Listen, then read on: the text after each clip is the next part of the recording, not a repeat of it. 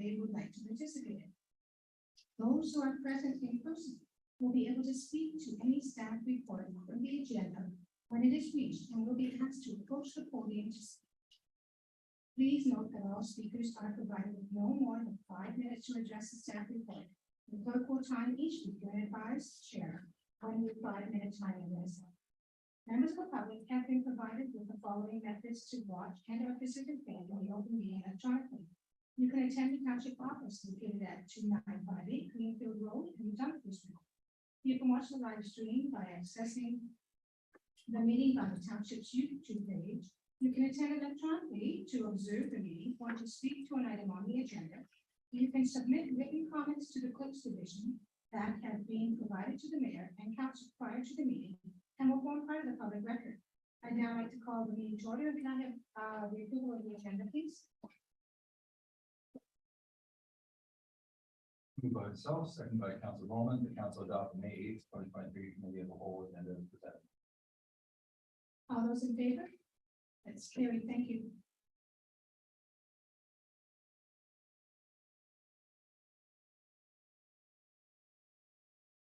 I would now like to do the Indigenous acknowledgement.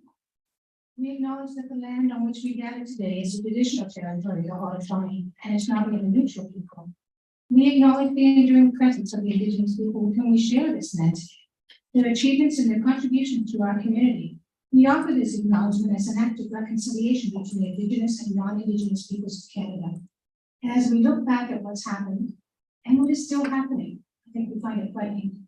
Red Dress Day was just a few days ago, and that people would allow the women, the girls, the children, the mothers to be taken in order to stand up against this or allow an outcry is beyond my comprehension.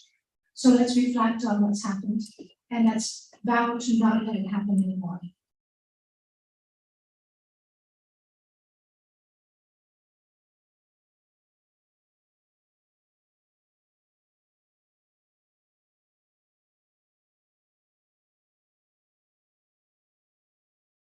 Thank you.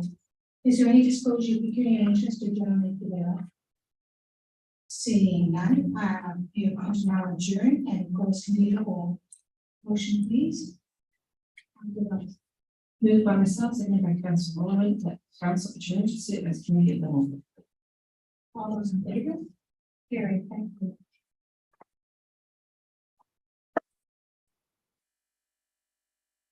All right, now number 6, which is the finance area. Is there anybody, a member of council who would like to speak on any of the reports under finance function? Seeing none, is any member of the public wish to speak on the finance functions? Okay, can I please have a motion?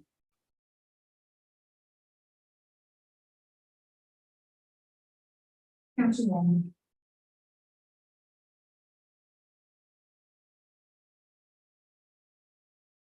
So, officer, the committee will recommend the following items to be approved as presented, as outlined in the staff report listed in the finance function area. 6.1 report number FIN 10-2023, 2023 tax rate bylaw. 1, that the report 10-2023 be received. 2, and that council adopt bylaw number 3407-23, being a bylaw to adopt 2023 tax rates bylaw, which includes the township of North Dunford municipal tax rate in general and special area levy, regional royalty tax rate, and province of Ontario school board tax rate. 6.2 report number FIN annual treasury statement for continuity of the Charter Reserve Fund as at December 31st, 2022. 1, that report number 11-2023 be received with specific information. And 6.3 report number FIN 12-2023 annual treasury statement on continuity of the Parkland Reserve Fund as at December 31st, 2022. 1, that report number 12-2023 be received. Thank you. All those in favor? That's carried.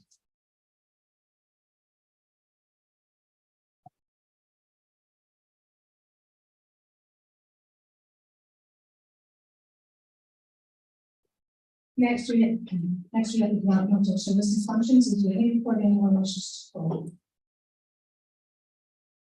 Is there any member of the public that wishes to speak on any of the report? Seeing none, can I have a motion, please? Council Tilly.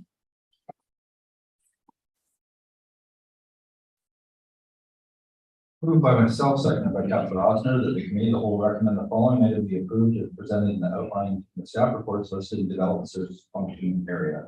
7.1, report number PD 14-2023, request to waive cultural heritage impact assessment and approve the alteration of a listed heritage property to repair the foundation and all the windows and doors on the listed heritage property of 2 Bruce Street. Number 1, that the report number 14-2023 be received. Number 2, that the requirement to prepare a cultural heritage impact assessment, HIA report for the residents located at 2 Bruce Street to be support the proposed alteration to be waived. 7.2, report number PW-11-2023, letter of credit reduction request for Susan McDonald subdivision, the Gore subdivision file number 30T-17301. Number 1, that PW report number 11-2023 be received. Number 2, and that the letters of credit for the Susan McDonald subdivision, the Gore, be reduced upon the recommendation of the township engineer as follows. A letter of credit for $328,477.12 to $139,845.14. All those in favor? That's carried. Thank you.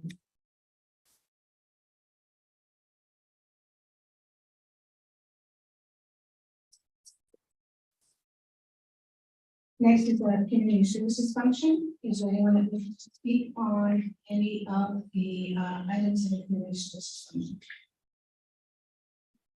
Seeing none, anybody in the public? So this is 1A1 and our 8A1 and 8A2. Council Williams, please. Moved by myself, seconded by Council Bowman, that the committee of the whole recommend the following items be approved as presented and outlined in the staff reports listed in the community services function area. 8.1, report number REC-11-2023, updates and amendments to ICE allocation policy. 1, that council received record report number 11-2023, 2, and that council house and that council. The council please.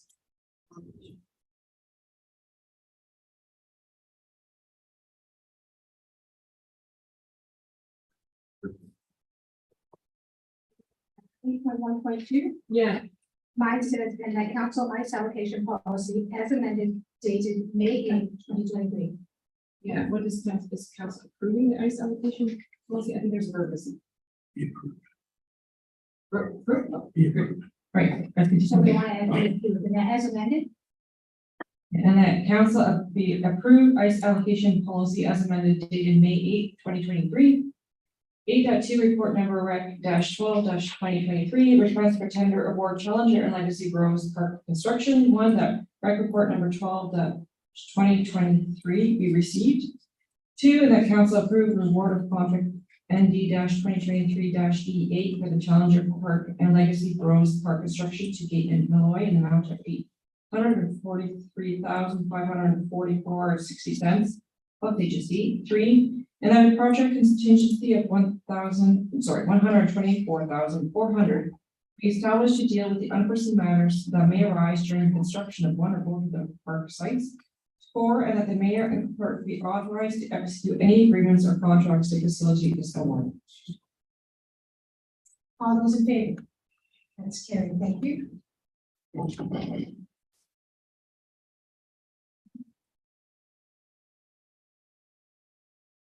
Next, we have government services. Are there any items anyone wishes to discuss before? Councilor Rossman. 9.4.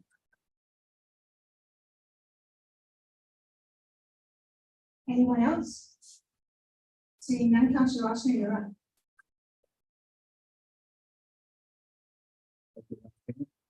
So looking at this request for an 8-foot fence along Northumberland Street. We've had similar things come across our our tables before on Northumberland Street, and it was my understanding that we had decided we didn't want to put walls up on Northumberland Street, 8-foot walls along the corridor of the street coming in. 331 Northumberland Street, for example, on the east side, just before the fur development. We allowed the relief from the bylaw. However, we said as council, we did not want a solid wall fence facing Northumberland. They had to put in a wrought iron fence. Well, they had to put in a picket style fence. They ended up putting in a wrought iron fence, and they put some trees and everything up. And that was the compromise of allowing this. I'm still of the same belief that I don't want walls up on Northumberland Street coming down the main corridor, coming in on our main road into town. So I'm not in favor of putting an 8-foot fence along Northumberland Street, which I believe is staff recommendation. That it be allowed. I thought it was staff recommendation. Again, staff want to comment, please? Through the Mayor Buxton to Councilor Oster. So the request was to be able to build an 8-foot high fence on the property line on the North Northumberland facing. Staff recommended that it maintain the setback requirements of the bylaw for a fence of any height higher than 6 feet to maintain the minimum setback of 1.5 meters. So the offset from the Northumberland side property line, 1.5 meters into the yard. And then we would consider, and the recommendation was to allow the 8-foot high fence at that spot while maintaining the setback. If not, they can put it back at 1.5 meters at 6 feet and comply with the bylaw. We're gonna have candidates. The candidates like to speak.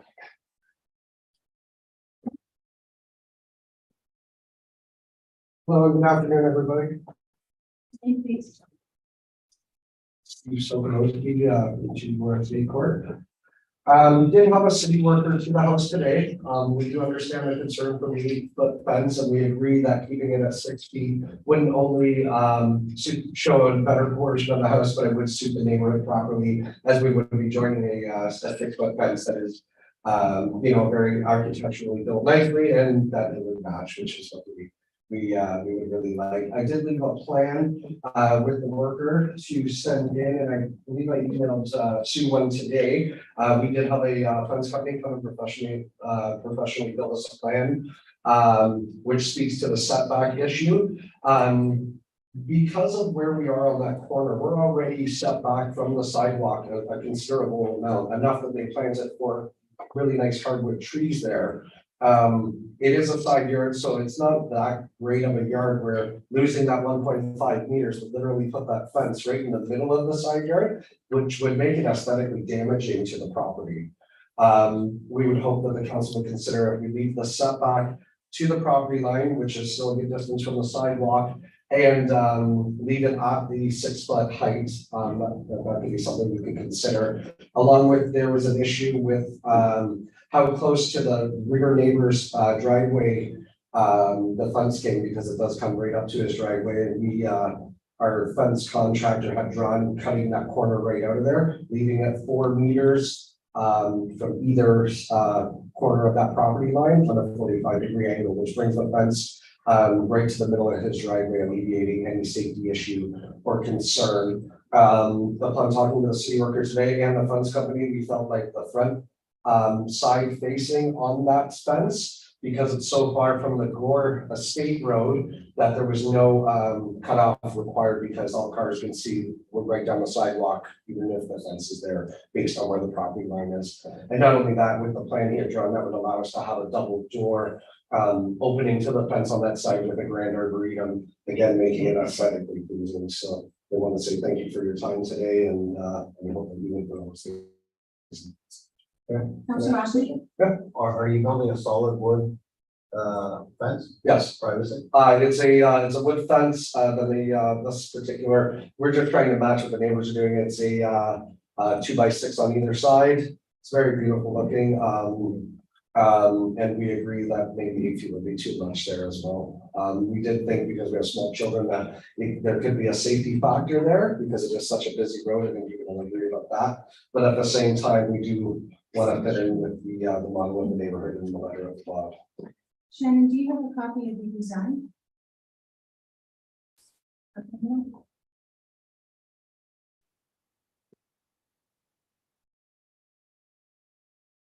Yeah, Council Armstrong. So for you to feel really, can you refresh my memory as to why we didn't allow a solid wood fence on 331 Northumberland? Mayor, through Councilor Osmond. There were two issues with 331 Northumberland. Okay. One is that was technically their front yard. And fence over roughly 2.5 feet in the front yard actually has a height limitation for 2.5 feet. And they wanted to bring their rear yard, because they had an exaggerated offset where the house was. They wanted to technically fence in their side yard right down to the Northumberland frontage and incorporate that into their rear yard. So they were doing two things. One was they're extending a height of the fence in a front yard. And they were going to bring it right down to the 0 lot line at the Northumberland Street frontage. So what council asked them to do was move the fence back a distance. And it was, I can't remember the exact measurement, it was 3 or 4 meters offset from the property line. Yep. And at that location, it was to be an open picket style fence. Now they chose to install wrought iron, but it had the same effect of a picket fence. And that was the reason. A comparable would have been at 2 Butte Street, which was a corner lot. A flank condition, so at 2 Door Estate and 2 Butte Street, we weren't talking about putting the fence in the front yard, we're putting it in the side yard, or in this case, the flank yard. And by rights, you can build a fence within 1.5 meters of the property line. Rationale for the setback of 1.5 meters is one to allow free movement along the sidewalk. And with that, snow storage by the snow removal during the winter season. As of right, they can install a 6-foot high approximate fence as long as it's set back 5 feet from the property line. And then at the daylighting triangles, we have 2 different daylighting triangles. One's at the front yard right at the Door Estate Northumberland intersection. And we have setback of a daylighting at that point, and then we got a smaller daylighting at the rear lawn where abuts the adjacent residence to the south. So that the person backing out of their driveway can see around the fence. Right. Pedestrians. When you say adjacent property, you mean the property comes directly south of them, that driveway is on Northumberland. Correct. So that's where the fence has to be down lower Or and covered. it's gonna be having the daylight. And the original proposal in the staff report showed the 2 different daylighting triangles. As you can see, one at the intersection of the road is a much more exaggerated daylighting. The one at the rear lot line next to the neighbor's driveway was smaller, but that's in conformance with what the bylaw contemplates. So which is the conforming, the red or the green? Or sorry.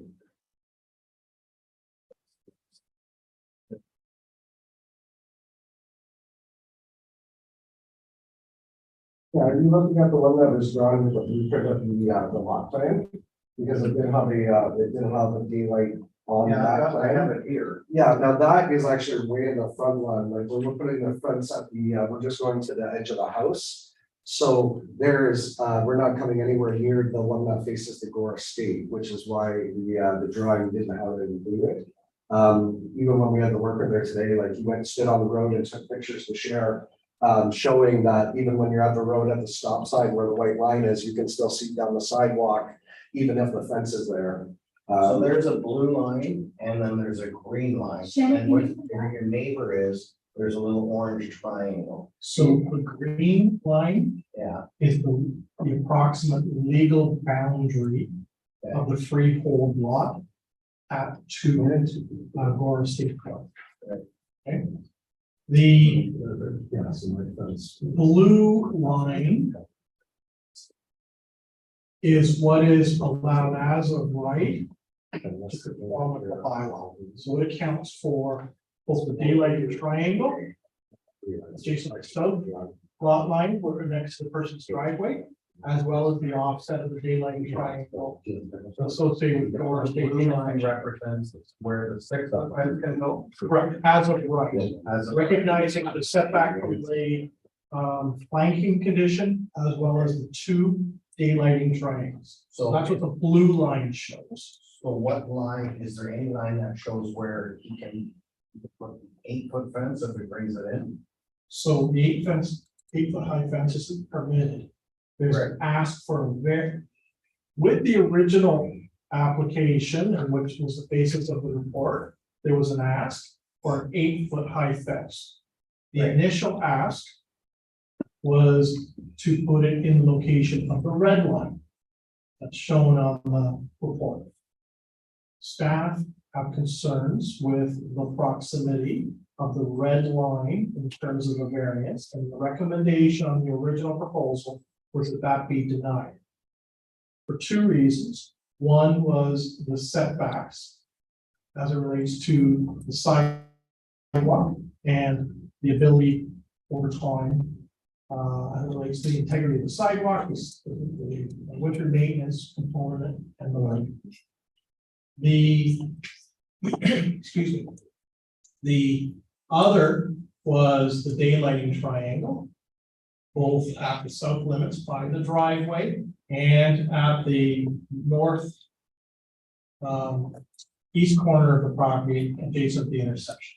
So what staff had suggested is only allow the one variance, which is the increased height, 8 feet, but that you generally follow that blue line.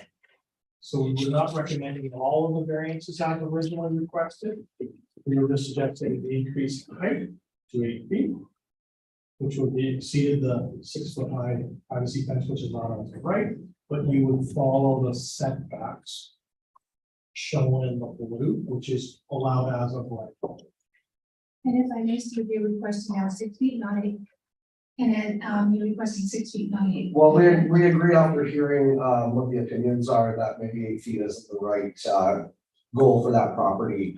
The house is on a 15% elevation, so it actually does sit up a little higher than where the fence goes, leaving it to still be fully seen given the fence, but we do agree that the 6 feet may be the way to go. I think the big ask and the most important one to us is that we gain a little bit more within their side yard. Having a fence directly in the middle of that with so much room on either side would be a total waste of land that we now can't use, and I don't think it would look as good, to be honest. Shannon, how much distance is between the blue and the red line? Which is what's they're asking for, the red, right? 1.5 meters, 1.5 meters, so 3.5 feet. 5 feet. Go ahead. Councilor Roman. Mayor, so the distance between the existing sidewalk, the property line is what, 4.5 meters? And then we're saying that our bylaws that we have to deliver 1.5 meters beyond that of property line. But if you look at the south fence and the west fence that are shared with neighbors, they're right on property line. So I guess the question is, what are we gaining as a township by having this fence 1.5 meters over from the property line when we already have 4.5 meters? Personally, I think it's fine to go with property line on the east side, 6 feet tall, 7, 8 feet tall. And I'd like to see the corner, the triangle or post coming squared off. I think that's important. Other than that, I think personally, the property line on the east side, 6 feet tall would be fine with me. See on the point. So Madam Mayor, the positioning of the current sidewalk could potentially be an interim condition. So when the subdivision was approved, the region took a road widening. And that is now called the red line. The sidewalk was not moved because the region was not widening the travel surface of the road. But in the fullness of time, If traffic continues to build on the Northumberland corridor, the region might put a dedicated left into Gore Estate Court to allow slip around traffic to continue northbound to improve the north-south conveyance of traffic. To do that, we would be moving the curb line closer to the property line at 2 Estate Court, and the sidewalk would have to move accordingly. So while today the sidewalk is not adjacent to the property line, it's because it was not warranted to make that investment. But it was protecting the corridor for the fullness of time if the road surface was widened, either by additional lanes and or in this case, dedicated. But getting back to what Councilwoman says, the other properties are already they're not. We have accounted for that all the way through that neighborhood where the earlier road dedications were taken. Now, that did not apply to Butte Street because there was no road widening taken. And so if the region was to make improvements there would have to be an expropriation or a land acquisition to account for it. But all the properties to the south, even the ones where we've done the consent applications, were further to the south, we took road widening dedications to allow for, in the fullness of time, improvements made to the Northumberland corridor. Councilwoman, Madam Mayor, so through the CEO, in this instance, then, could we not allow the fence to be built on the property line on the east side? And put a provision in and the agreement of the property owner that if in the fullness of time the road is widened, then we have to come back to council and review this and maybe have to move this fence 1.5 meters in the fullness of time, which could be 10 years, 15 years. It may be, Maybe never. I'd sign up. You know, I mean, I'm just saying, where's the paper? we can talk about this left turn lane that may never materialize. And if the property owner would make an agreement now that, hey, the property, if the road was widened, then could you do this fence? Not acceptable. Somebody would write that into the. that's up to council. Council Lawson,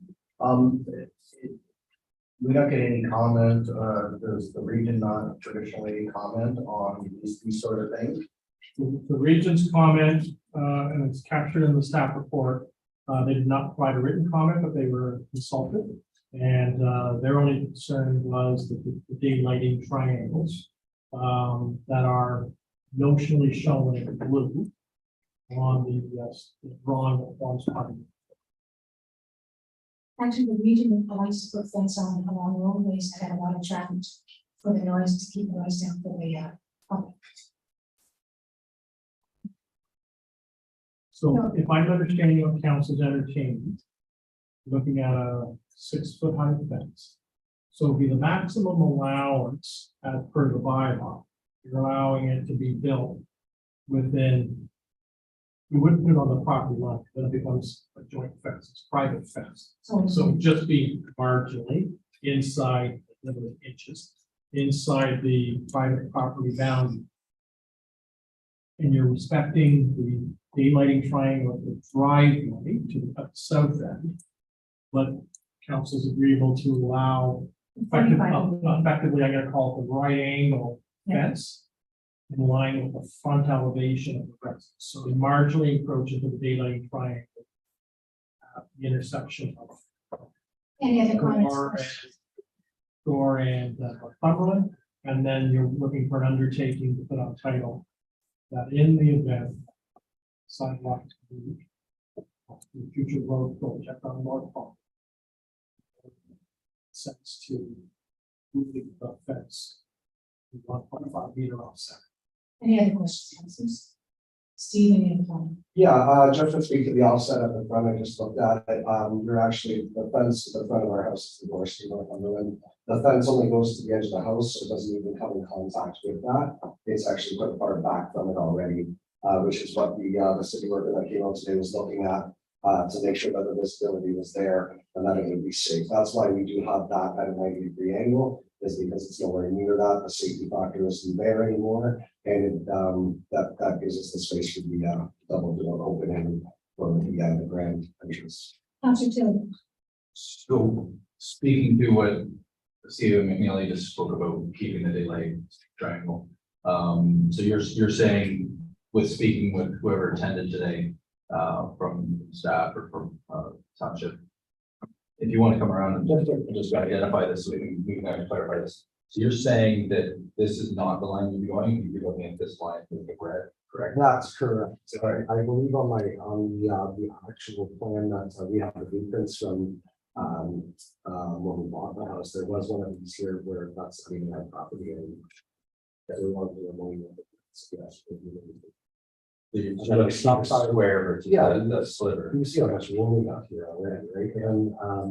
And then the stop sign is actually right here, the white line's the car up here looking right down the side. There's no non-safety factor there. So I believe the safety factor, correct me if I'm wrong, I see it McNeely, is the safety factor is inclusive of the driveway of the property. And that's the reason why that corner exists. You can see, sorry, you can see to your right from the driveway, if you're looking out the driveway from this, if we're looking at the exact same picture.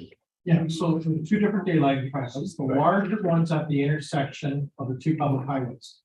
And that daylighting was taken on the adjusted road allowance. So today's curb line, the travel portion of the road is quite offset because we haven't widened the road.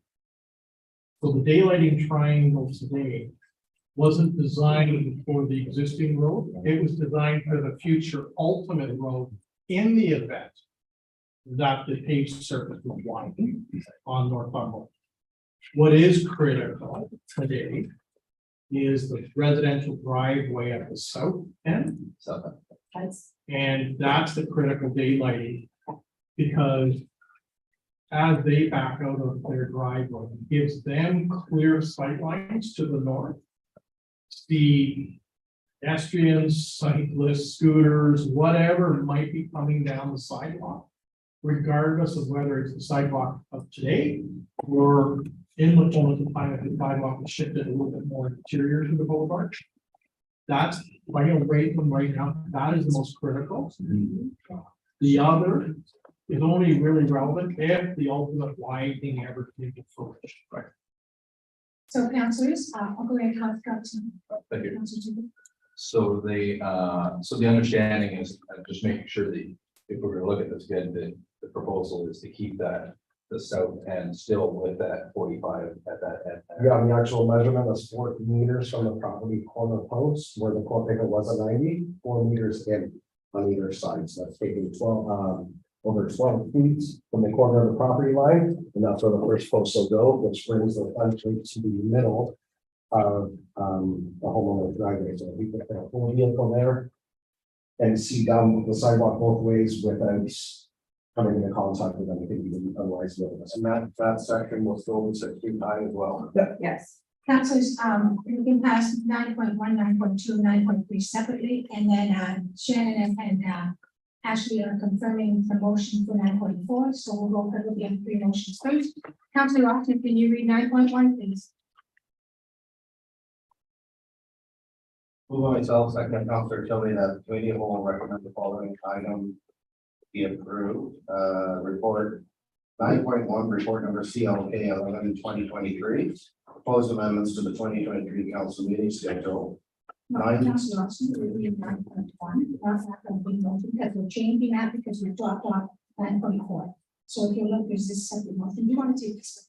Where would there be a separate motion to still like that?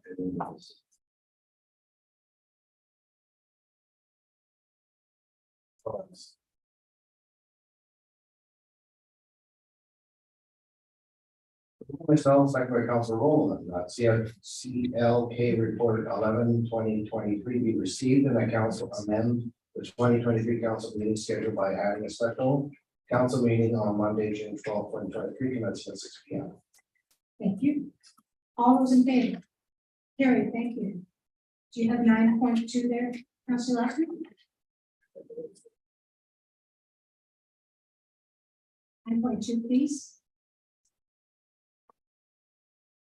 Move by myself, second by Councilor Williams, that bylaw report number 04/2023 be received And that council grant an exemption to the noise bylaw number 2609-14 for outdoor amplified music and or sound to be permitted as follows. For the properties located on a portion of Hilltop Drive between two lanes of the Howard Marshall Street intersections for Saturday, June 24, 2023, 12 noon to 9 p.m. subject to the following. The operators of the Airport Fest shall notify all residential property owners located between the portion of Hilltop Drive between the two lanes of Howard Marshall Street intersections and all houses located within 150 meters of the area of the event. As to the hours of operation, including the hours of amplified outdoor sound and or music by no later than Monday, June 5th. And the council exempt the noise requirements of bylaw 2609-14 and specifically sections 5.1 and 5.3 of the bylaw as part of the consideration of the 2023 Airport Fest event. All those in favor? Carried, thank you. Stage, have you got 9.4? You're gonna do 9.3, Councilor Speed. On 9.4. Moved by myself, second by Councillor Tony, that FD report 05-2023 be received for the purpose of information. All those in favor? Carried, thank you.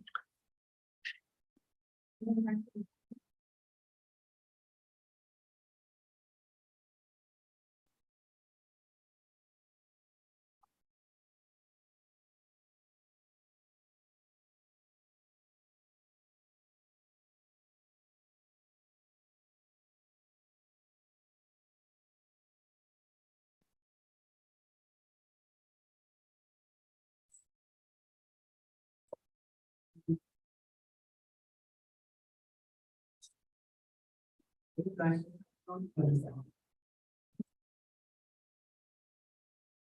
an amendment. There's an amendment, Mr. Mayor.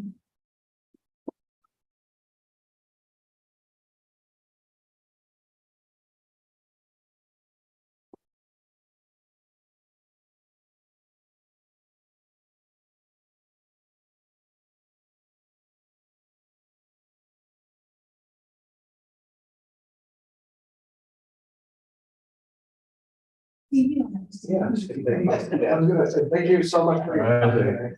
I really appreciate it. For sure.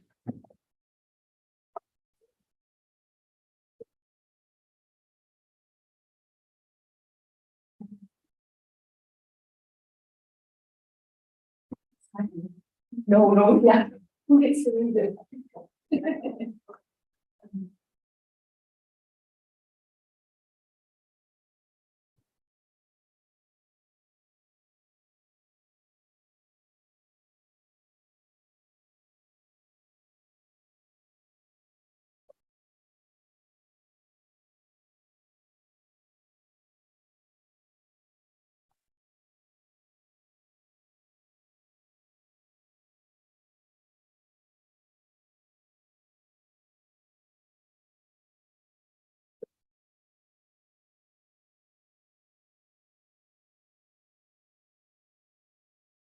I'll take it something this week.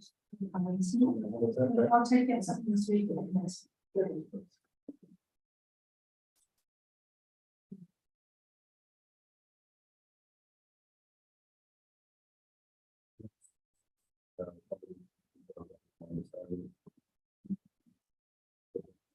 I'm going to go, and two people, of course, that you might have some that to be exactly. No, exactly, and stuff. We're here. You walk in the door, start going straight into that. You're going to that.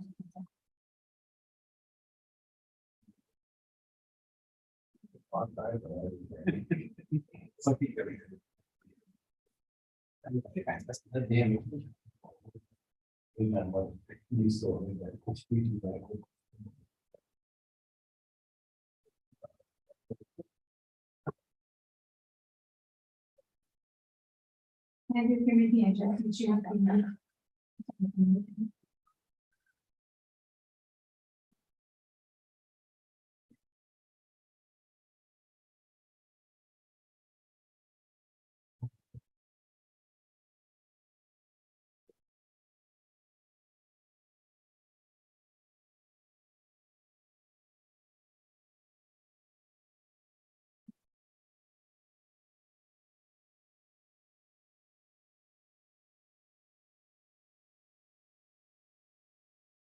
I'll find out the difference.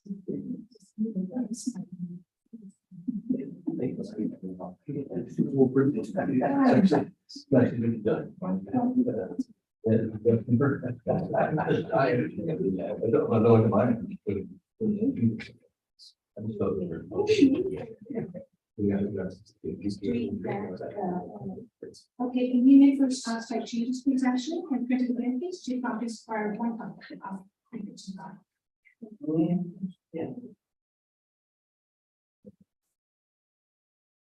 And requesting.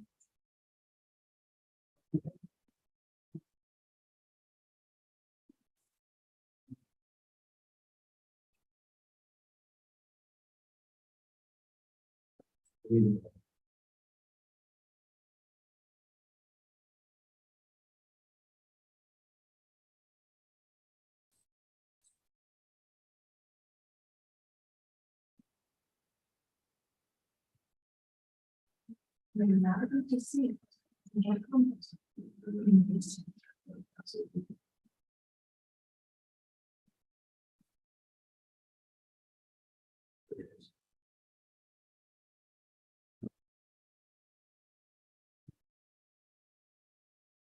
can deal with it and stay out this question. We should be mutual respect.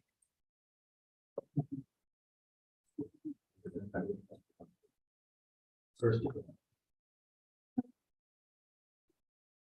Yeah. Yes.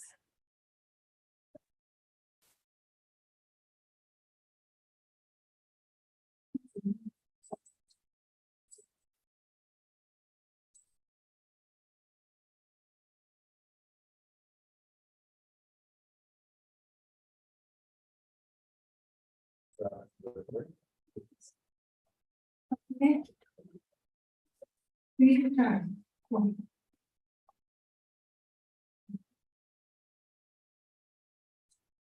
The last one. Well, short of the last one, I think.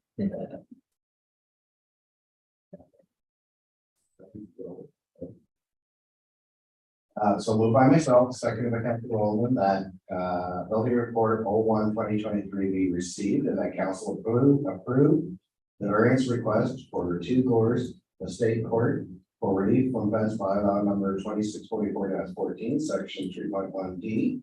And that the owner be able to erect a fence on the exterior side yard property line 1.93 meters or 6 feet 4 inches high, provided compliance with driveway daylighting triangle and with the understanding that should there be a future road widening of Northumberland Street, that the owner of 2 Gore Estate may be required to move the fence as per the fence bylaw. All those in favor? Thank you, Steve. Good night.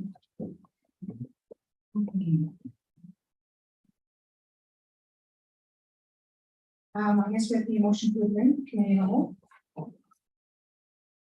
Moved by myself by Councilor Williams, that committee of the whole is hereby adjourned, the council meeting will be called afterwards. All those in favor? Very, thank you.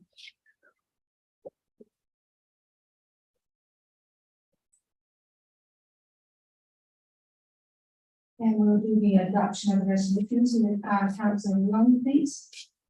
Moved by myself, seconded by Councilor Bowman, that council adopt the recommendations adopted and presented by committee of the whole dated May 8, 2023. First report number FIN-2023 by tax rate bylaw. 1, that FIN report 10-2023 be received.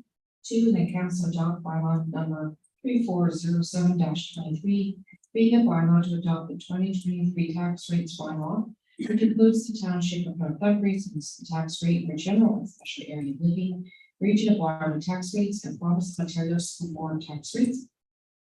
2, report number REC-12-2023, request for the Challenger and Legacy Girls Park construction.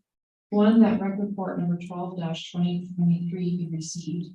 2, that council approve the award of contract ND-2023-EA for Challenger Park and Legacy Girls Park construction to Gate, Illinois, in the amount of $843,544.60 plus HST.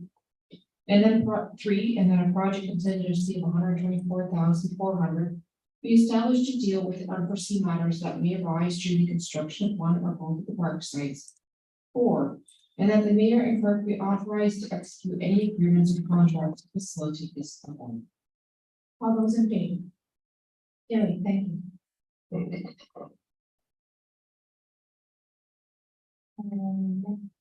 Next, we have the bylaws. Council Taylor, please. Moved by myself, seconded by Council Bowman, that the following bylaw be taken as read a first, second, and a second time. Bylaw number 3407-23 being a bylaw to adopt the 2023 tax rates bylaw. All those in favor? Carried, thank you.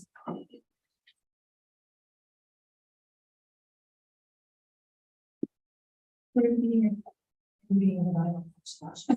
Moved by myself, second by Council Wells, that the following bylaw be taken as read a third time and finally passed. Bylaw number 3407-23 being bylaw to adopt 2023 tax rates bylaw.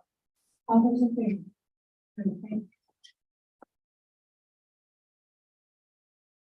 The confirmatory bylaw, please, Council Williams. Moved by myself, seconded by Councilor Chili, that bylaw number 3408-23 being the bylaw to confirm the proceedings of the committee of the whole on June 8, 2023, be read first, second, third time, and be finally passed, signed, and sealed by the mayor. All those in favor? Carried, thank you. And the adjournment. Minutes. Moved by myself, second by Council Bowman, that whereas business before this week, the whole meeting has been completed at 6:47 P.M. And be it resolved that this meeting adjourned to meet again on Thursday, May 11th at 7 P.M. for a special corporate strategic plan meeting. All those in favor? Carried, thank you.